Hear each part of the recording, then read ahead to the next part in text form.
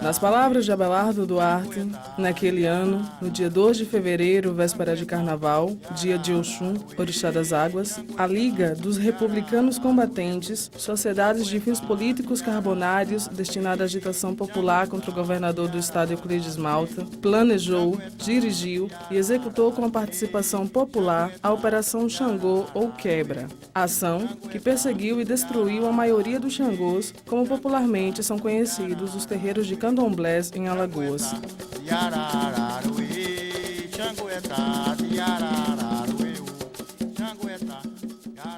A senhora já ouviu falar do Quebra de Xangô? Quebra de Xangô?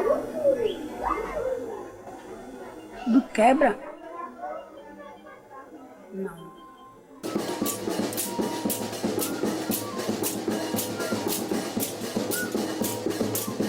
Já ouviu falar da tia Marcelina? Quem? Tia Marcelina. Não, conheço a tia Celina dali.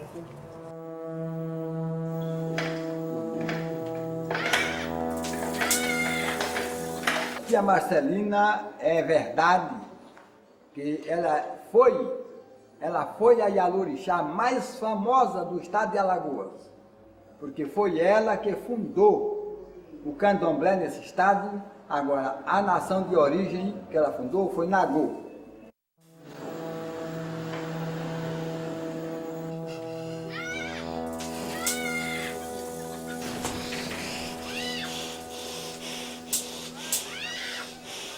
E o senhor já ouviu falar do Quebra dos Terreiros em 1912?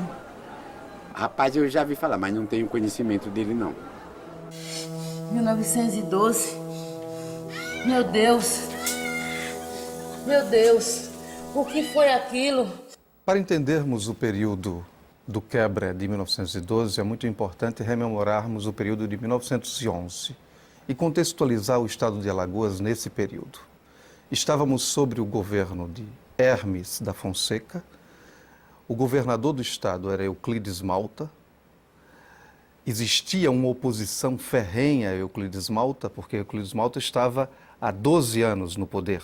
De família rural abastada, Euclides Vieira Malta, advogado, bacharel, ascende política e socialmente através do casamento com Maria Gomes Ribeiro Malta, filha do Barão de Traipu, remanescente da monarquia com grande influência política na região. Bom, esse casamento que ele estabelece com a filha do Barão de Traipu é que vai possibilitar a ele, né, o ingresso na vida política, né? O Barão de Traipu era uma dessas figuras que representa a transição entre a monarquia e a república. À medida que ele vai, vamos dizer, ingressando na vida política, que ele vai, vamos dizer, se envolvendo com os níveis mais elevados da política, ele se transfere para a capital. Assim, aqui, depois de ter conquistado essa posição de governador, ele vai lentamente se distanciando do seu sogro. Ele imediatamente torna-se proprietário de um jornal, A Tribuna, e a partir, né, desse veículo de comunicação, ele passa a divulgar não só o expediente, né, do palácio do governo, mas também todas aquelas notícias que lhe interessavam, assim, no sentido de legitimá-lo enquanto autoridade política.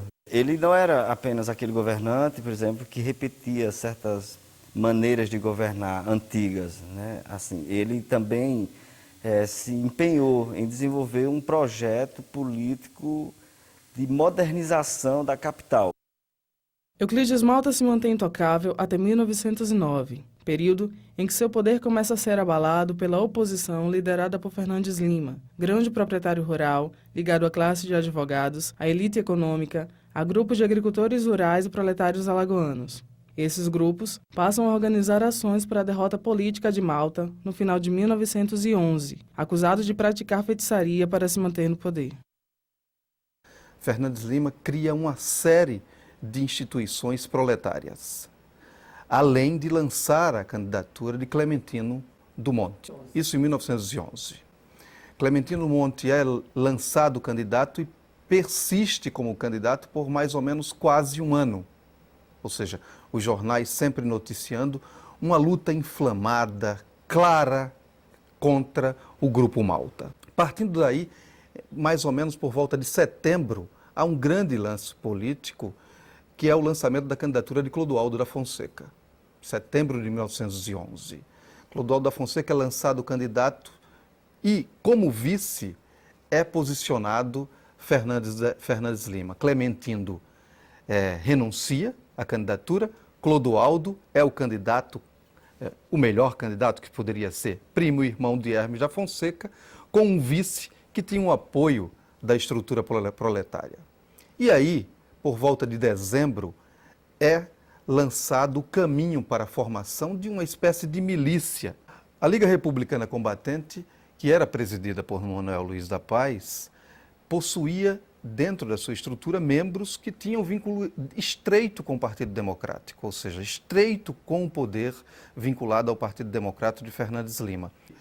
A existência da Liga está muito relacionada ao Partido Democrático e ela fez a parte difícil de ser realizada por um partido que foi essa ação específica vinculada aos terreiros, vinculado aos Xangôs. Ou seja, a Liga era beata, inflamada e incendiária. Ela tinha um caminho que era levar, de certa forma, criar condições para que o poder maltino fosse diminuído. E isso parece que tem um efeito devastador, né? Essas acusações de ligações dele com os terreiros causa realmente um estardalhaço, né? De modo que ele fica completamente desmoralizado. Caô, cabeça lé Xangô, cabeça lomba. Porque a oposição de Fernandes Lima, né, teria usado esse argumento da associação de Euclides Malta às casas de culto para fazer uma contrapropaganda do governador. Porque ele sabia que esse argumento ecoava negativamente na população. Então, essa era uma população preparada secularmente para não gostar dessas referências, para se envergonhar dessas referências, né? Para querer esconder do resto da população esses traços da nossa suposta africanidade. Bonica, é um jaqui, cangé, é um regi. 3 ações foram preponderantes, vinculadas a Euclides Malta, para que surgisse um caminho do partido, que o Partido Democrata combatesse de forma veemente. Ou seja, a primeira foi vinculada à luz elétrica. A luz elétrica em Maceió, particularmente, que foi dado uma espécie de comodato ao grupo Bastos e Malta, ou seja, por 50 anos. Outro dado importante foi um empréstimo contraído por Euclides Malta em bancos estrangeiros. Esse empréstimo, um empréstimo rumoroso, que deu pano para que o grupo dos democratas começasse a trilhar um caminho contrário ao seu poder. Fernandes Lima e seu grupo político não julgam suficientes as ações ilegais da administração maltina para sua desmoralização, mas sua suposta ligação com os terreiros de candomblé, principalmente o de tia Marcelina, acusada de proteger Euclides Malta e seus correligionários com feitiçarias.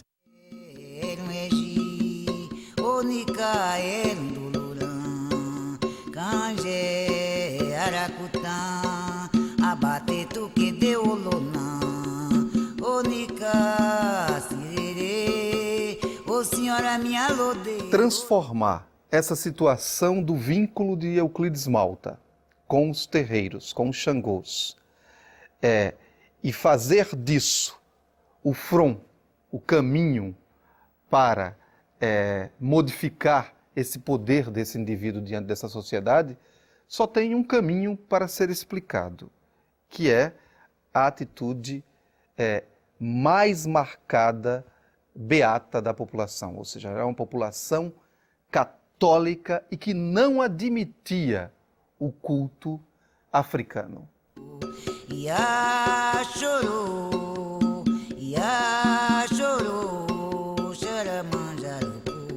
Imaginemos 1911, a Liga formada por Manuel Luiz da Paz, que era um sargento reformado que tinha militado em Canudos. Imaginemos também que estávamos muito perto do período da pós-escravidão, ou seja, um período difícil. Alagoas possuía terreiros de Umbanda, ou seja, os denominados Xangôs, em cada longínquo bairro. Essas pessoas tinham ligação direta com a África, ou seja, por meio de parentes, ou alguns eram africanos. Chorou mãe, chora manjarucu, e babai mãe, chora manjarucu se leu. Chorou mãe. Clodoaldo da Fonseca é eleito governador. A oligarquia malta perde em 1912 as eleições para o grupo de Fernandes Lima, que através da Liga passa a invadir, destruir e perseguir os xangôs na capital e no interior, acusando-os de envergonhar a política alagoana. Euclides Malta abandona o Palácio do Governo e se refugia em Recife até 1944, ano de sua morte, deixando enormes lacunas de sua relação com as práticas afro-religiosas e um profundo silêncio dos intelectuais alagoanos sobre o nefasto acontecimento de 1912. Tia Marcelina, eu não tenho, assim, no momento, lembrança desse nome assim, sabe? Tia Marcelina, né? Eu não posso provar. Eu não posso provar porque eu não vi. Agora, o meu avô de santo falava que o ex-governador Euclides Malta, ele era filho de santo da tia Marcelina e o orixá dele era Obá. Essa história de que ele tenha sido nesse deposto, motivado porque ele usava candomblé, tratava de candomblé, não tenho, eu pelo menos não tenho consciência nenhuma assim. Ele era uma pessoa muito simples e sem arrobo, sem atuação assim, autoritária, quase. Era uma pessoa pacata. A ideia que eu tenho dele, com o tempo que nós convivemos, ainda me lembro até de uma vez em que ele me disse o seguinte: meu filho, eu lhe conheci muito tarde. Entendeu? Então, por uma razão qualquer, uma coisa que gravou na minha cabeça. Os terreiros que foram primeiro atacados foram aqueles que se situavam nas imediações da sede da Liga. Inclusive, o principal deles, o terreiro do Chico Foguinho. Existem algumas informações acerca do terreiro da tia Marcelina, né, que se situava aqui nas imediações da Praça Sinibu. Mas outros dão informações de que ele também estava localizado ali, naquela região da Levada. Então, assim, depois de terem invadido os terreiros mais próximos, de terem, queimado parte dos objetos sagrados daquelas casas, de terem conduzido algumas das imagens que eles cultuavam em procissão pela cidade, eles foram percorrendo, né, fizeram um roteiro de destruição que tinha como foco as casas de culto. A partir de 2 de fevereiro de 1912, os terreiros em Alagoas foram violentamente invadidos. Os dados orais confirmam que o primeiro a ser violado foi o de tia Marcelina, acusada de manter vínculos diretos com o ex-governador. As invasões se estendem de forma sistemática para todo o estado até meados do século XX. Primeiro pela Liga, depois pela polícia, que não registra uma só queixa sobre as perseguições, profanação e maus-tratos aos xangôs e seus adeptos. A saga de resistência desses grupos comove babalorixás, ialorixás e iaôs. Quando houve a repressão e o quebra dos terreiros de candomblé, quando quebraram o terreiro dela, o que aconteceu foi quando houve a evasão da perseguição, aí disseram, bateram, lascaram a cabeça dela, quebraram o braço, quebraram a perna, e ela caiu. Quando caiu, disse assim: bate, moleque, lasca a cabeça, quebra a perna, quebra o braço, tira sangue, mas não tira saber. Não, 1912. Não. Ai, meu Deus. Ai. Ai. Ai. Ai. Oi. Oi. Bate, moleque. Bate. Bate, moleque. Quebra braço. Quebra perna. Lasca a cabeça. Derrama sangue. Mas não tira saber.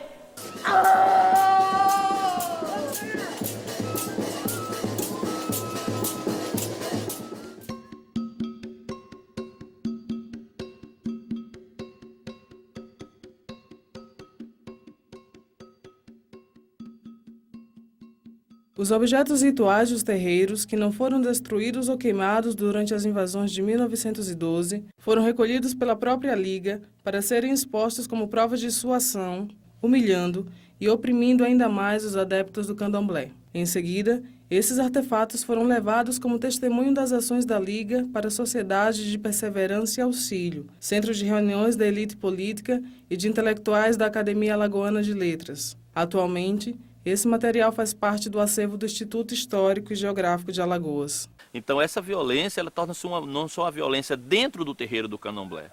Alguns pesquisadores falam que todo esse material que está catalogado no Instituto Histórico, ele foi oriundo de onde? Das delegacias, né? Onde esse material estava lá. Então muitas e muitas obras de arte de dentro do candomblé, muitas peças até africanas, né, foram embora, perderam-se por conta desse ato.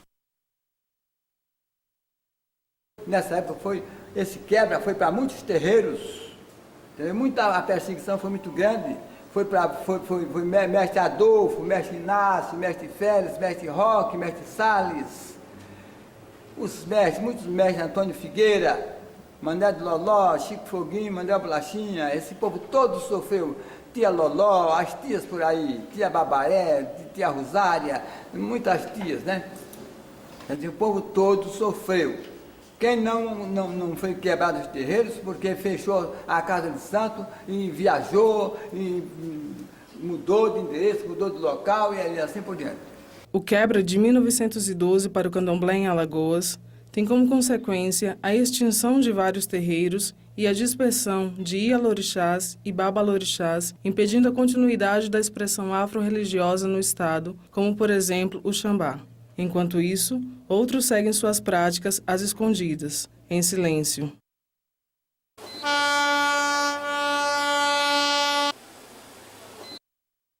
As origens imediatas do Xambá, nós sabemos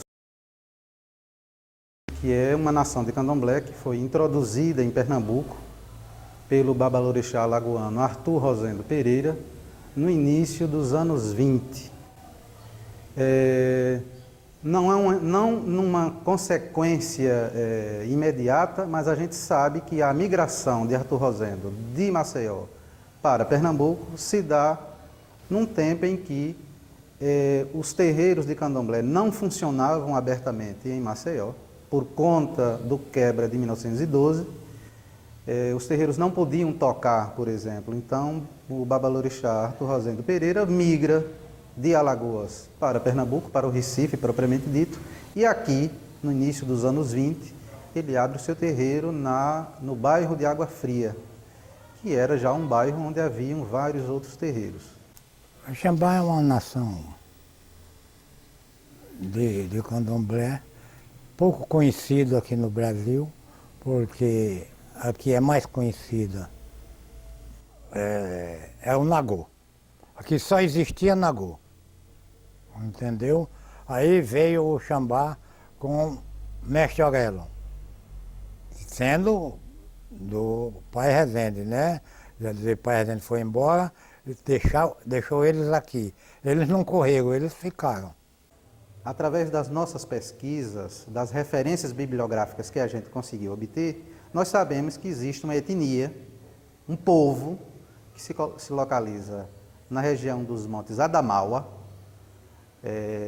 no vale do rio Benué, que fica onde hoje se encontra um país chamado Camarões. É uma etnia, é um povo que lá ainda existe. A denominação original seria Chamba, mas aportuguesando aqui no Brasil seria a nação Xambá. Aí a mãe de santo dele morreu, ele passou para a casa do avô, para a casa do seu Aurélio. Aí ficou. O seu Aurélio sendo o chefe do Xambá no estado de Alagoas, que não tinha outro Xambá, só tinha ele. O que nos liga a esse povo, ou essa etnia, que dá o nome à nossa nação, nação Xambá, é o fato de que Arthur Rosendo esteve na África, esteve em Dakar, e lá ele teve contato com o chamado tio Antônio, que seria membro da nação Xambá, seria do povo Xambá. E é com ele que ele aprende, que ele traz determinados conhecimentos que vai formar o que a gente chama hoje de nação Xambá. Aí passou o direito para Benedito Lins Calheiros, meu pai de santo. Meu pai de santo moveu o Xambá no estado de Alagoas até 1993, quando ele faleceu. Quando ele faleceu, me chamou e me entregou o Xambá a mim, que sabia que eu era o único que podia dar continuação ao Xambá.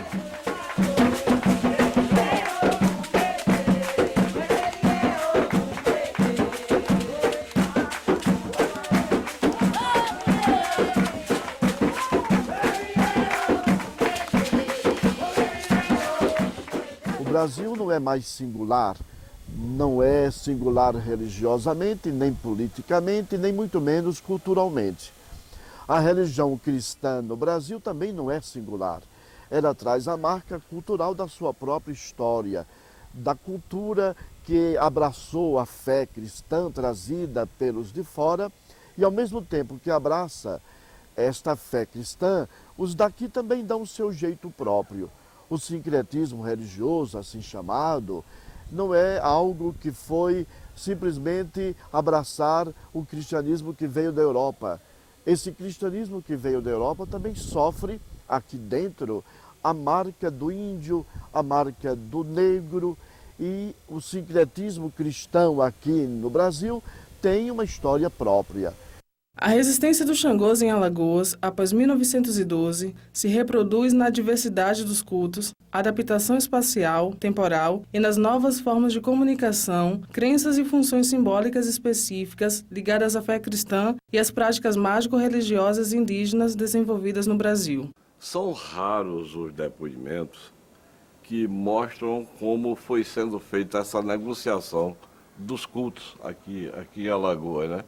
Você tem o que eu chamo de negociação é o culto buscando um espaço para ser aceito na sociedade e acabar a perseguição, né? O candomblé é uma religião que ela cultua basicamente a natureza nos seus diversos aspectos, levando em consideração que a natureza parte da água. Então a água passa a ser a força-mãe da natureza. Então todo elemento da água, a água parada, a água doce, a água salgada, a água saloba, tudo que vai envolver a água é a força-mãe da natureza. O orixá é uma energia da natureza. O orixá é o elemento da natureza. Então o candomblé, ele cultua a força energética da natureza. Ele cultua o orixá, e para cada orixá tem seus ritmos, tem seu culto, seus mitos, suas lendas, sua ideologia, seu pensamento. E, obviamente, os arquétipos de cada orixá é o que vai se manifestar em cada um de nós. Os cultos vão ter que tomar consciência das diferenças dele, né? Internas, né? E como vai lidar com essas diferenças internamente para poder ter expressão externa, né? Então você começa a ter categorias sendo formadas muito mais nitidamente, que elas não existiam, né? Postas assim muito claramente, mas você vai ter o Nagô, você vai ter o Ijexá, você já vai ter o chamado traçado, né? Eu acho que o mergulho nesse traçado é que vai dar um grande entendimento de todo o processo da mudança que aconteceu aqui em Alagoas. Oxum. Oxum é a deusa das águas doces, é a senhora dona do Ijexá, a rainha do ouro, a dona da fertilidade. Oxum é o orixá da riqueza, e dentro das roças de candomblé é o orixá que mais se destaca, porque Oxum gosta de se enfeitar muito, gosta de muito ouro em cima dela, e o domínio é a água doce, né, os rios, as cachoeiras. Na realidade, todas as entidades iabás, todas as entidades femininas são vaidosas, os homens também. Mas Oxum se destaca mais por ser a rainha do ouro, por dançar a dança da sensualidade, por ser a dona da fertilidade. Eu vou te dizer uma coisa. Essa saída... E você veja o seguinte, quer dizer, sempre a ideia do culto afro-brasileiro, aqui em Alagoas, ela esteve associada ao chamado baixo espiritismo. Esse baixo espiritismo também é umbanda, né? Quer dizer, você começa a transformar o poder, começa a utilizar expressões que são expressões que tendem a transformar em homogêneo uma coisa que é absolutamente heterogênea. A falta de debates públicos em Alagoas sobre as práticas afrodescendentes impossibilita visualizar as novas concepções dos cultos e os diferentes traçados entre o cristianismo, o candomblé, a umbanda, o catimbó, a jurema e o xambá, sem relacioná-las aos aspectos demoníacos criados pela fé cristã. Eu me sinto muito bem através de Deus primeiramente, os orixás e minha mãe, a seita espírita me transformou. Eu não uma pessoa e hoje em dia eu sou. Eu não esperava de ser e nem conhecia o Inho e hoje em dia a maioria do povo de Alagoas, principalmente da cidade de Atalaia, conhece. E o Inho até um pouco me estranho o nome de Inho, mas é Inho de ação devido à minha mãe, é uma mãe guerreira e o nome dela é, obrigado pela letra I, o nome de ação.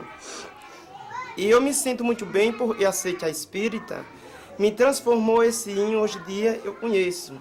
Tudo onde eu tenho foi dado por Deus e meus espíritos. Eu carrego esse medo, porque sempre, durante toda a minha formação, os meus pais, meus avós, sempre colocaram essa questão da Umbanda, da Macumba, essa questão de espírito como uma coisa do mal. Isso é uma coisa diabólica, não é uma coisa de Deus. Então você vai crescendo com esse medo muito grande. A educação, né, hoje no Brasil, ela vem sofrendo um impacto de uma lei recente, né, do governo Lula, que é a Lei 10.639, que torna obrigatório o ensino da cultura afro-brasileira e da história da África em todo o sistema de ensino fundamental e médio do país. Essa lei, daqui para frente, eu acho que ela instaura um novo momento na sociedade brasileira, que é ela desenvolver um processo de autoconhecimento mais profundo, porque a história da educação no Brasil é uma história de produção de um silêncio muito grande em torno daquilo que marcou de maneira muito efetiva e rica a sociedade brasileira, que é a matriz cultural africana, hoje afro-brasileira. Não consegui ainda compreender por que é que eu tenho tanto medo. Mas o que meu pai colocou, minha mãe, meus avós, foi tão forte que ele está dentro de mim. Eu não consigo me libertar assim fácil. Eu acho que eu estou preparada, mas quando eu sinto que alguém está recebendo uma entidade, eu me afasto, eu não consigo ficar perto, não consigo me relacionar, conversar, como uma coisa natural. Uma cultura que a gente tem que aprender a conviver, a respeitar e a entender que existe. O candomblé, para mim, é minha vida. Porque nas horas dos meus maiores desesperos, eu falei com minha mãe, Ansan, e minha mãe sempre nos meus pedidos, sempre que eu falava com ela sozinha, entendeu? Ela sempre me dava, em seguida ela me dava, entendeu?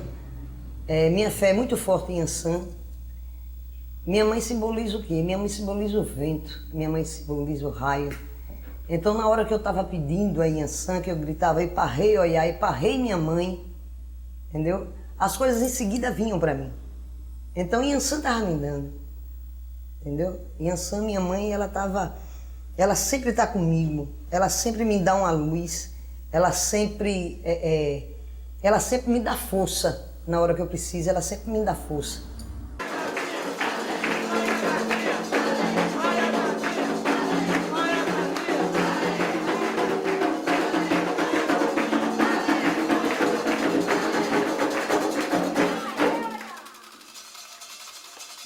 Exu é o Deus da noite, da orgia, é o Senhor das encruzilhadas. E por que normalmente a gente não pode assim, você não pode mostrar, por que é tão... É porque Exu é o lado esquerdo da religião. E algumas pessoas veem Exu como o diabo. Exu não é o diabo. Toda religião tem seu lado positivo e o lado negativo. Então, esse é o lado esquerdo da religião. Exu é o mensageiro das encruzilhadas e como ele é cheio de mistério, Ele não aceita que ninguém abra essa porta aí sem que leve uma oferenda para ele. Mãe Netinha, ela nasceu em 1906 e foi registrada em 1912. Por conta de, naquele tempo, a gente não ter, no nosso estado, um cartório, né? Então, logo depois, em 1912, tivemos um cartório e aí ela foi registrada. Mas Mãe Netinha, ela faleceu aos 28 de julho de 2006, com 99 anos. Ela deixou o trono dela de Oxum, tá? Que é o orixá da casa, para Luandê. Como Luandê, 35 dias depois, também veio a falecer, este trono ele foi repassado para mim. E hoje a casa continua sendo da Oxum, mas regido por Xangô, que é o meu orixá. Ai, ai, ai, mamãe Oxum, ai, ai, ai, Aramim, ai, ai, ai, mamãe Oxum, ai, ai, ai, Aramim. A lua vem surgindo por trás das cachoeiras, ai, ai, ai, mamãe Oxum, ai, ai, ai, mamãe Oxum, ai, ai, ai, Aramim. Olha aí, eu. Agora é esperar. Então, toda essa história de Mãe Netinha veio através de uma doença que ela teve, muito antiga, a barriga d'água. Então, sua mãe, sua avó, seus familiares antepassados cultuavam os orixás, que são elementares da natureza, né? Então, ela veio a ser curada pela barriga d'água, pelos orixás.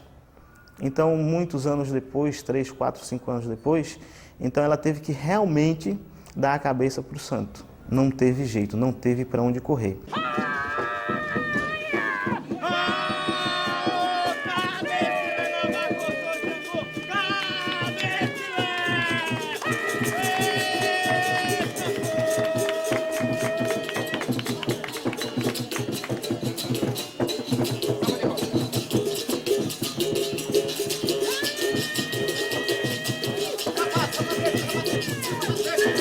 As pessoas que procuram o candomblé, às vezes, geralmente, sim, é para cuidar das correntes, para mostrar o que sabe, e muitos para procurar uma pequena ajuda, ou seja, no amor, ou seja, em negócios, como muitos procuram aqui, trabalho, não tem o compromisso dentro do espiritismo, mas procura para que a gente possa ajudar no trabalho, para que a gente possa ajudar no amor. Por quê? Porque o espiritismo, porque é uma solução mais rápida, digamos assim, né? Por isso que a gente procura o Exu ou o Pombogira para resolver problemas amorosos, que é ela que resolve. É Exu que abre caminho, que abre a estrada, que é dono das encruzas.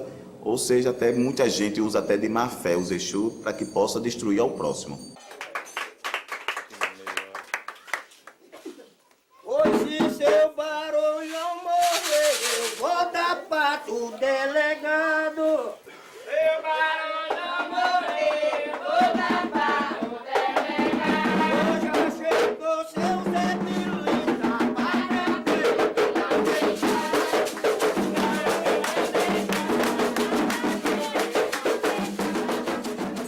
Pombagira não é demônio, Exu não é demônio, entendeu? Porque Exu, para começar, ele é um orixá. Ele é um orixá, é um dos primeiros orixás. Para se tocar candomblé, primeiro tem que se tocar para Exu, para chegar em Oxalá. É de Exu a Oxalá, entendeu? Então, como as pessoas dizem, ele está com um demônio no corpo. Padilha é um demônio, não. Padilha não é um demônio, entendeu? Padilha é uma mulher que ela já morreu, que ela teve a sua casa, tá entendendo? Então, era uma mulher que bebia muito, era uma mulher que vivia no cabaré, entendeu? Então, quando ela morreu, o espírito dela, que era um egum, quando desceu deu o nome de Padilha. Mas ela não é um demônio, porque um demônio não desce em ninguém, porque se o demônio descer, ele mata. As pessoas têm que ver isso. Se um demônio desce em alguém, você vai morrer, você não aguenta um demônio no corpo. Entendeu? E isso não existe. Os rituais, tanto nos cultos de matriz africana, como na Jurema ou na Umbanda, possuem elementos comuns como o transe, o canto, a dança, os tabus. Cada uma dessas expressões apresentam diferenças significativas devido a que todo orixá, toda entidade, possui sua própria energia. Daí, as formas de invocar e de se relacionar com cada uma delas são evidentes nos resultados obtidos pelos praticantes. Esse é o culto Jurema Sagrada. Jurema não é religião, é seita. Deve ter aproximadamente uns 200 a 300 anos essa seita. Porque a Jurema Sagrada é a mistura, é a pagelância, né? Do índio, os pagãos da Igreja Católica, os bruxos da antiga Europa, que fundaram o culto Jurema Sagrada. E esse culto chegou ao Brasil, na época que esse culto veio ao Brasil, não usava tabaco, só a famosa mesa branca, a mesa de sessão, onde se fazia orações na mesa e chamava o espírito das pessoas que se foram desse plano. Esse culto aqui é diferente do candomblé, porque se chama os eguns, espírito dos que foram desse plano para outro. O candomblé não conhece a Jurema Sagrada. Aqui é o terreiro de orixás que a África não conhece. A África não conhece o preto velho, que incorpora fazendo uma oração, rezando um rosário. Então, dentro do culto Jurema Sagrada existe o caboclo das águas, que é o marujo. Existe o caboclo do azeite, que é o boiadeiro.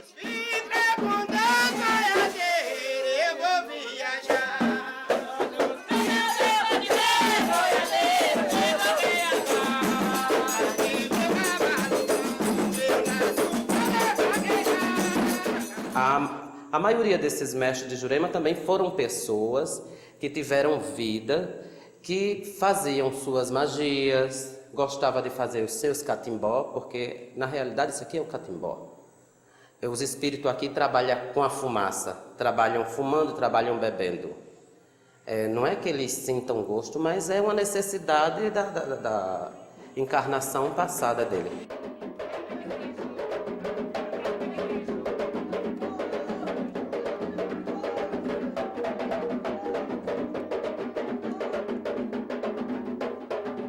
No início do século XX, a população em Maceió era de aproximadamente 30 mil habitantes. Estima-se que existiam na capital, em média, 50 terreiros. A perseguição se estendeu para outros municípios, como, por exemplo, Atalaia, Santa Luzia do Norte, Cajueiro, Viçosa, entre outros. Apesar do quebra de 12, os terreiros se desenvolveram em silêncio. Hoje, calcula-se que existem mais de 2.000 xangôs espalhados pela capital e pelo estado. Quando o doutor Euclides Malta foi embora, perdeu as eleições, foi embora, antes de viajar, ele recomendou a madrinha, a tia Marcelina, que ela fosse embora, passar para a Bahia, fosse embora, não ficasse em Maceió, porque depois o outro governador estava tomando posse, ele não ia aceitar, ele não ia consentir candomblé, porque não se dava com o negócio de candomblé, ia proibir, ia haver uma repressão séria. E ela não foi, não tomou o conselho dele e permaneceu em Maceió. Então, após a posse do novo governador, daí a poucos meses aconteceu a repressão. A tia Marcelina da Costa, nos momentos de aflição, de dores, de aflição que ela passou, ela chamava muito por Xangô Dadá, meu pai Xangô Dadá, meu pai Xangô Dadá, caô cabecilé, caô cabieci. Não é porque Xangô Dadá fosse o orixá dela, ela era filha de Ogum Jobi, clamava, chamando por Xangô Dadá, pedindo justiça pelo que aconteceu, pelo que passou, pelo que ela estava sofrendo, pelo que ela sofreu.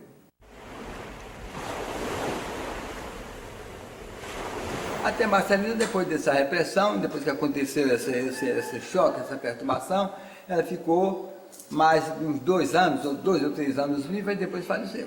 Quando se quebra os terreiros de Maceió, todos, ou quase a totalidade desses terreiros, em 1912, na realidade, esse é uma culminação, né? É o ponto principal, vamos dizer, onde deságua a exemplaridade dessa violência cultural construída. Há muito tempos atrás, aqui em Cajueiro, a gente não tinha direito de bater Xangô, porque houve um delegado que era um evangélico e ele perseguia muito os candomblés. Minha mãe, Belorum para ela, Benedita de Oxóssi, que confou agora há pouco tempo, ela viveu esse tempo dessa perseguição. Onde a gente cultuava na mesa, nos nossos trabalhos, a gente da mata, nossas entregas a Exu nós não fazíamos nas encruzilhadas perto, porque os donos da usina não permitiam. Antigamente, os nossos antepassados sofreram grandes perseguições, porque umas famílias, uns coronéis não gostavam desse tipo de religião, abominavam, tinham como religião como demônio, como coisa associada ao diabo, e prejudicava a sociedade, trazia muita falta de respeito à religião dele, né? Hoje, se alguém perguntar de que religião eu sou da religião africana, afrodescendente. Não sou católico, não sou evangélico, sou da religião afrodescendente.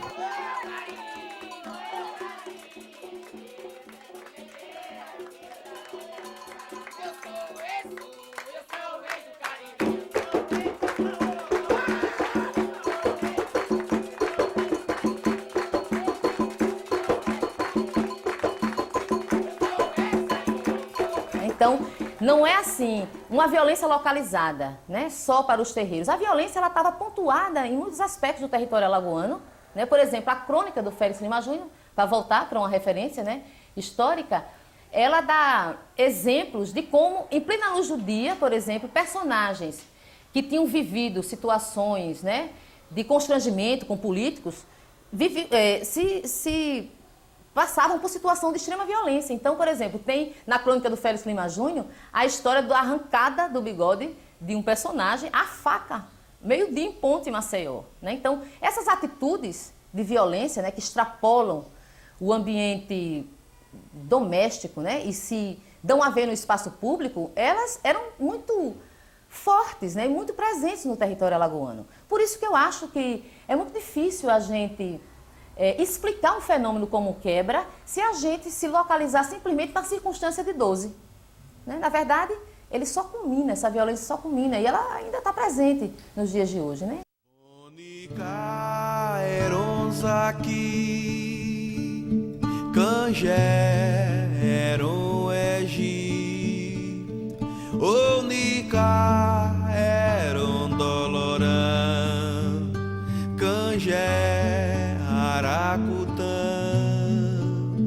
Abate tu que deu lunã, ô nica sirere, ô senhora me alode, ô nica era um ajareco, e eu, ô nica era um zaqui.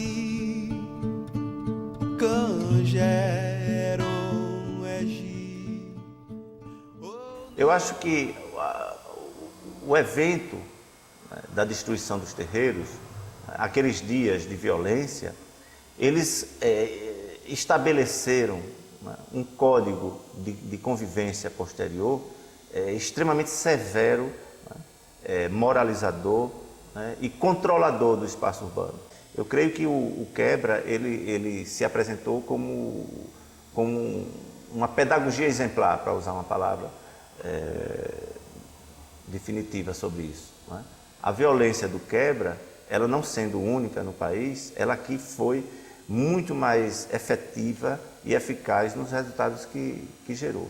Né? Porque o que nós observamos é que quando o carnaval, por exemplo, que é uma festa que particularmente eu estudei, quando o carnaval se torna uma festa de massa, uma festa mais popular e mais participativa na cidade, no final dos anos 20 e, sobretudo, a partir dos anos 30, alguns mestres de maracatu, algumas lideranças claramente vinculadas à vida dos terreiros, só puderam aparecer, pelo menos na imprensa, nos jornais, nas notícias enquanto brincantes do folclore alagoano.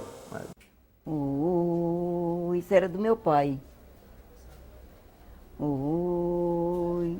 No tempo que eu era moço, o povo respondia. Eu cantava que a etnia, cantava em Pernambuco, da Bahia se ouvia. Não, Deus me livre. Eu não topo com aquela seita, é uma seita. Eu não gosto, entendeu? Não é que aquilo ali maltrata o povo, deixa o povo sujo, deixa o povo sem nome, deixa o povo sem valor. Não é não. Meus pais nunca assistiu isso, a minha mãe nunca assistiu. Eu nasci, me criei, nunca assisti. É isso que eu não dou esse valor.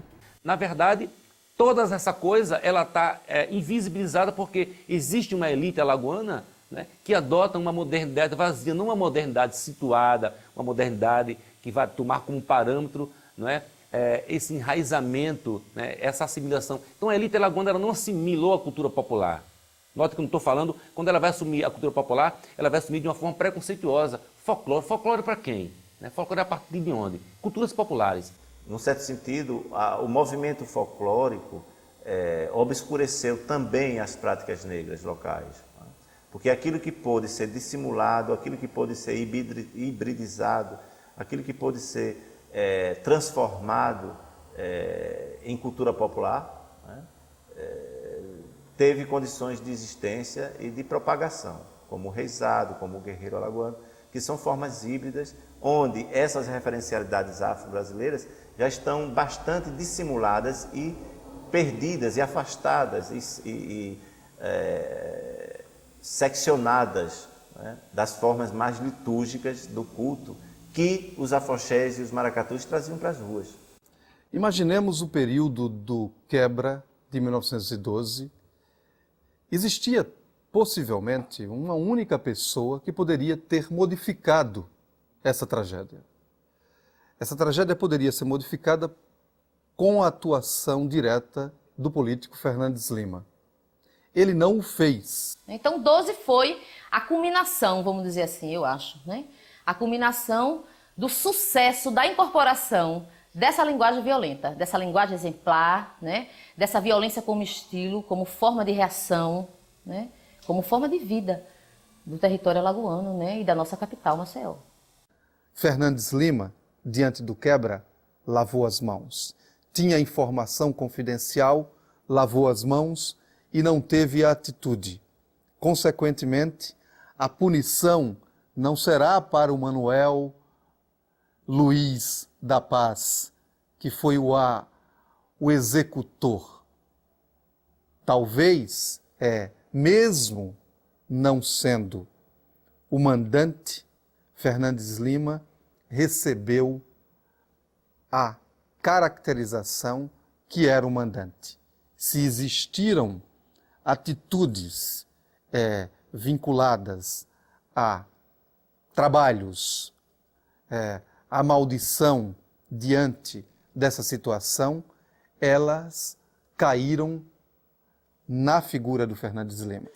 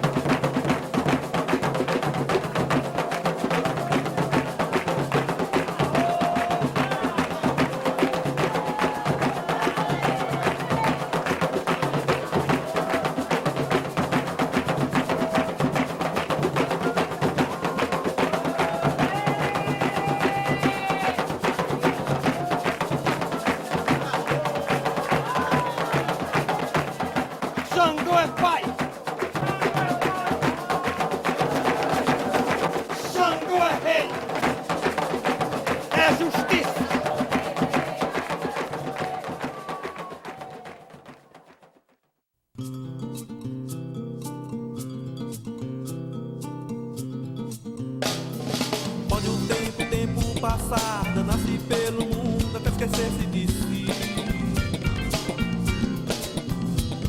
Que não vai apagar a memória do quebra de Xangô.